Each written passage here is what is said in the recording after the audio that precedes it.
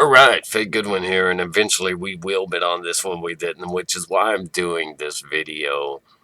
I recently did a review on Birds of Prey and the Fantabulous Emancipation of one Harley Quinn.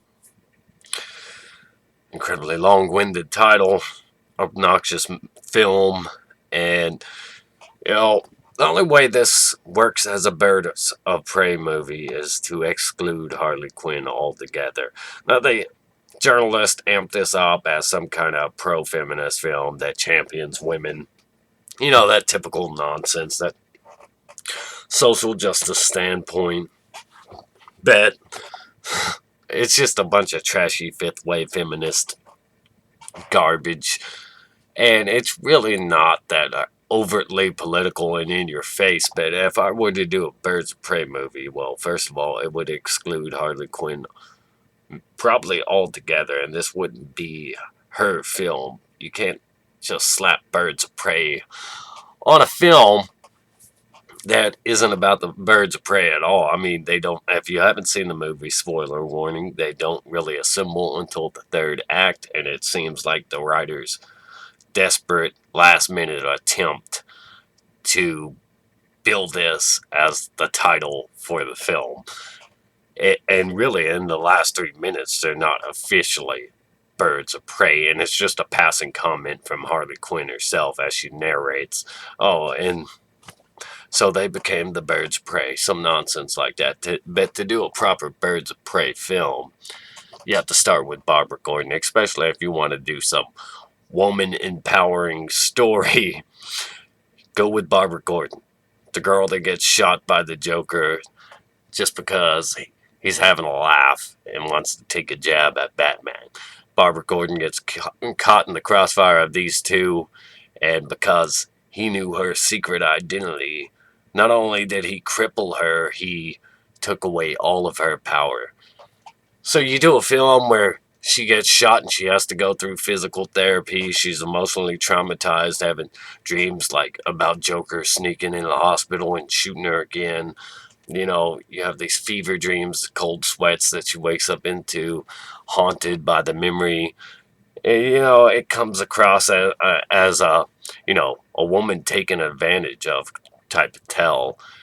She has to find her strength again. She has to find her courage. She has to find her place in the world after everything was taken away from her. And the story pretty much writes itself.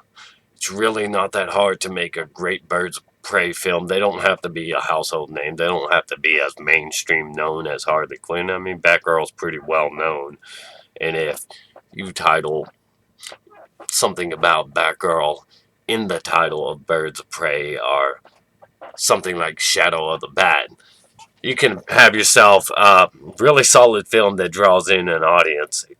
You can have silhouettes of the Joker and shadows. It doesn't necessarily have to show Batman or the Joker. You can catch brief glimpses of them or whatever, but it doesn't necessarily have to focus on them. It would be a straight up Barbara Gordon film where she becomes the Oracle, teams up with Huntress and Black Canary, and uses her brains instead of her physical attributes to overcome all the challenges and rise above it. I mean, it's a pretty easy to tell story.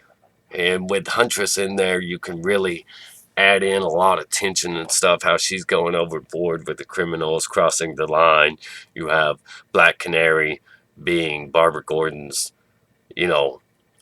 physical voice of reason out there in the field walking her back, until it comes down to it in the final moments where Barbara Gordon's got to do something to save them, and she uses her intelligence to walk them out of a bad situation that they got themselves into. And you could have Harley Quinn be a villain in this film. You could have, numerous villains or whatever, but it would be a pretty solid film all around if you just told the story about Barbara Gordon, how she gets shot, how she loses, everything, how she has to rise up again.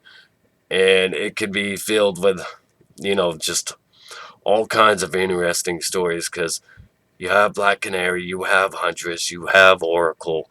Each one has their own story to tell, and each one comes from a different background.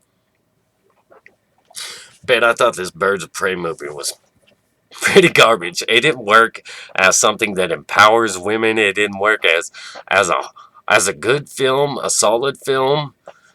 It didn't work out as anything it set out to do. It didn't work out as a Birds of Prey film, and it kind of muddled up the Harley Quinn aspect of it too, because it just all around bad storytelling, loose and all over the place, slapped together on the go, like they just came up with stuff while they were filming it. It's a pretty terrible movie. And I think you could actually make good on an actual Birds of Prey movie. I don't think the failure of this movie has to do with it being called Birds of Prey. The failure of this movie has to do with it being called Birds of Prey and having nothing to do with the Birds of Prey. It's just a Harley Quinn film. Anyways, I thought I'd just put a little bit out there. I'd go into deeper thoughts and all that on how to handle this movie. But, really, it's always a story that's told itself. And, you know, if you were to separate the Birds of Prey and Harley Quinn, if this was just a straight up Birds of Prey movie without Harley Quinn, or a straight up Harley Quinn movie without Birds of Prey, you could have probably had a solid film. But the way it is all meshed together, told in a senseless, non-linear fashion, with all this questionable stuff going on in it, I thought it was just flat out bad. It doesn't work with the way it was done. Anyways, I'd like to hear anybody else's thoughts and opinions on what they would have done differently, or if they actually liked this film. I honestly would be shocked if you liked this film, but hey, to each their own. Check out my subscribe star if you want to support my channel. Like, share, subscribe. Stay awesome. Rock on.